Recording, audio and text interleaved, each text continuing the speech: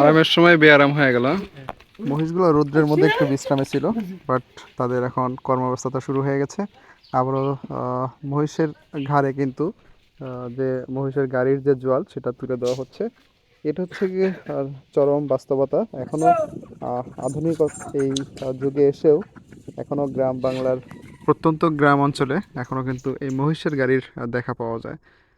এটা হাজার বছরের ঐতিহ্য।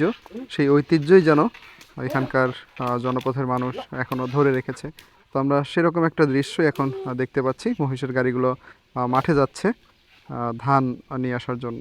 তো অবশ্যই এগুলো এখন আমাদের চোখে আর খুব বেশি একটা পড়ে না। প্রত্যন্ত গ্রাম অঞ্চলে আসলেই মাঝে মাঝে এই দৃশ্যগুলো আমাদের চোখে পড়ে। তো ভিডিওটি কেমন লাগলো অবশ্যই জানাবেন, ভালো লাগলে শেয়ার করে দিবেন। এরকম আরও ইন্টারেস্টিং ভিডিও পেতে আমাদের চ্যানেলটি সাবস্ক্রাইব করে আমাদের সাথে থাকুন।